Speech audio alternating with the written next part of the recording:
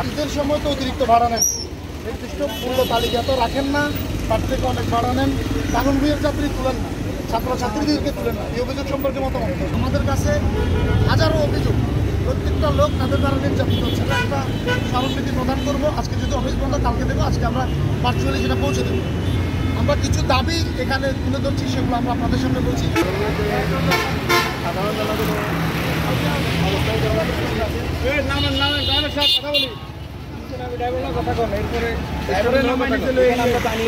কথা বলেন, তাদের কিছু দাবি রয়েছে, দাবি নিয়ে সমস্ত জনগণের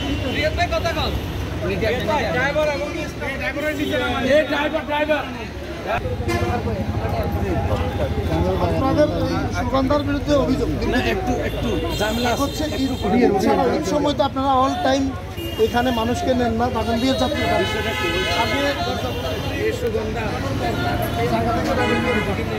ভাড়া নেন অতিরিক্ত, তারপরে ছাত্রছাত্রীদেরকে উঠান না। এই অভিযোগ সম্পর্কে কথা বলেন।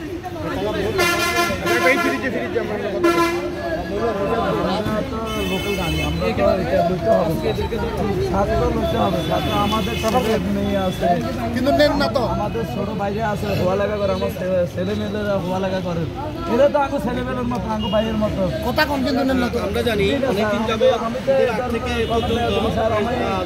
দাগনভূঞা কোনো যাত্রী, দাগনভূঞা থেকে ফেনী থেকে দাগনভূঞা কোনো যাত্রী নিচ্ছে না। প্রত্যেকটা জনগণ এটা নিয়ে মানে আপনাদের প্রতি অভিযোগ। ঈদ উপলক্ষে সময় কোনো সমস্যা, দেশে যদি কোনো সমস্যা লাগে, সাধারণ কোনো গন্ডগোল লাগলে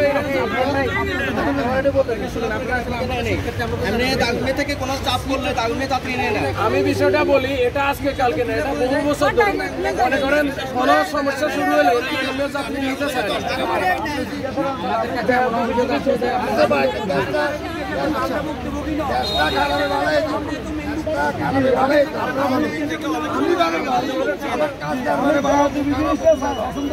আচ্ছা, এখানে কিছু দাবি সাহেব, এখানে কিছু দাবি দেওয়া হয়েছে, দাবি দেখেন হলো আমরা এই কিছু বিষয় এগুলো ভাড়া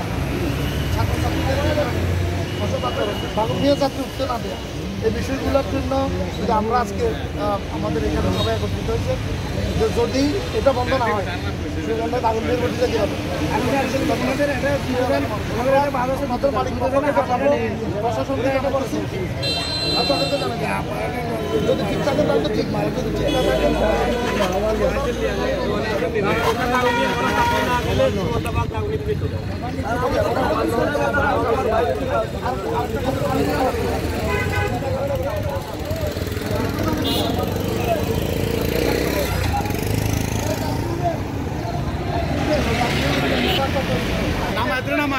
কথা কম, কথাতে কারা আছে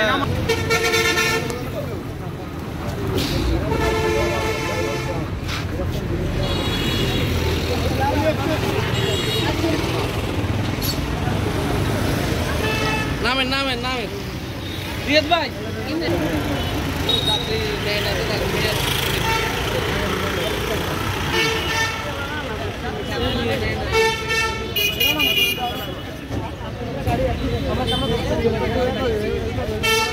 ভাড়া কত করে নিচ্ছে জিজ্ঞাসা করেন না, আপনাদের কাছ থেকে ভাড়া কত করে নিচ্ছে? দাউনি ভাড়া কত নিচ্ছে? 30 টাকা। ভাড়া কি 30 টাকা হয়? 30 টাকা নিচে বলতেছে, ভাড়া 20 টাকা, 30 টাকা নিচ্ছে কেন? ভাড়া 30 টাকা করে নিচ্ছে। বাড়তি ভাড়া কেন নিচ্ছেন? ওই তো মহিলা না, 30 টাকা নিচ্ছে। কত নিছে? 2জন 60 টাকা নিল, 2জন 60 টাকা নিচ্ছে। 20 টাকা নিল, 20 টাকা নিল, 20 টাকা নিল,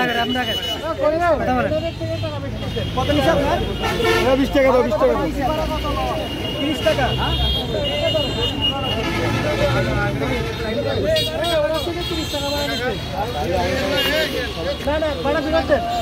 ভাড়া এখন ফেরত দেন, ফেরত দেন।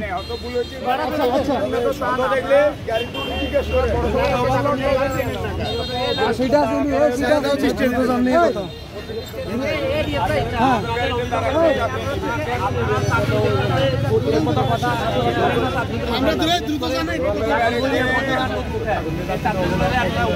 ছাত্র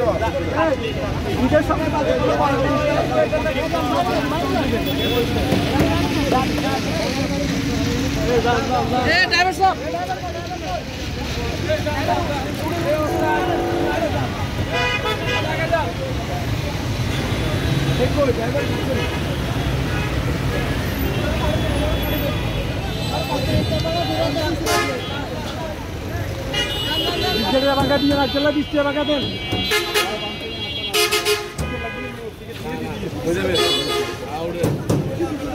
সামনে আগান, সামনে আগান।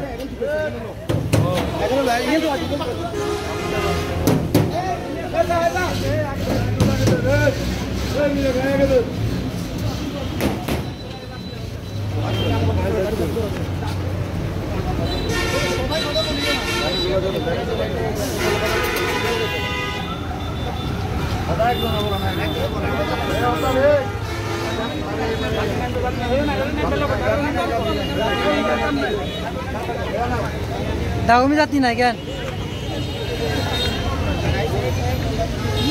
দাগমি যাত্রী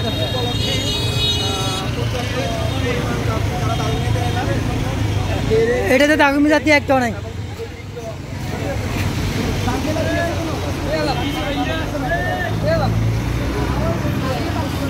দাগমি জাতি আছে নি? দাগমি জাতি নাই।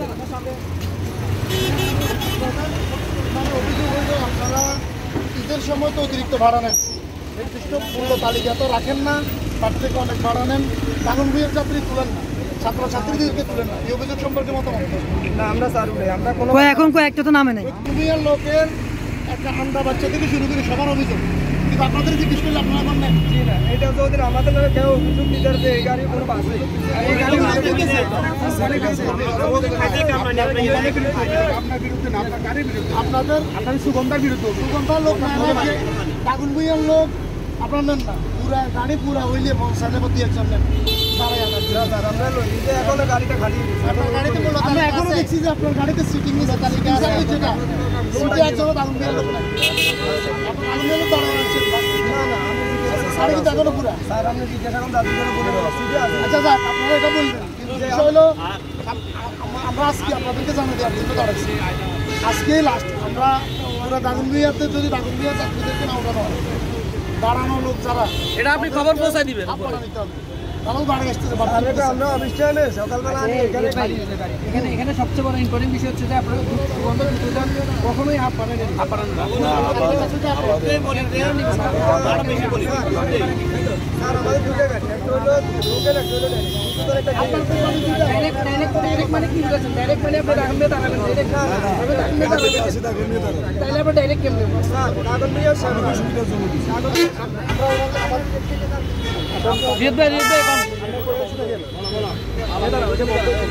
আমরা আজকে এখানে যারা আছি সর্বস্তরের জনগণ বলা চলে। আমরা সর্বস্তরের জনগণের পক্ষ থেকে আমরা বিগত অনেক দিন থেকে এটা বছরকে বছর চলতেছে অভিযোগগুলো, কিন্তু সেই অভিযোগ আলোকে আমরা বারবার এখানে সুগন্ধার সাথে মারামারি, ধাক্কাধাক্কি, ছেলেদের ছাত্রছাত্রীদের সাথে নানা ঘটনা ঘটে। আমরা চাই এটার একটা সুস্থ সমাধান। বিগত এই ঈদের আগে রমজান থেকে এ পর্যন্ত আমরা যেহেতু দাগনভূঞা বিভিন্ন সামাজিক কাজে আসি, আমাদের কাছে হাজারো অভিযোগ। প্রত্যেকটা লোক তাদের দ্বারা নির্যাতিত হচ্ছে, আচরণগত নির্যাতন, অর্থনৈতিক নির্যাতন, এবং কি দাগনভূঞার লোক তারা নেয় না।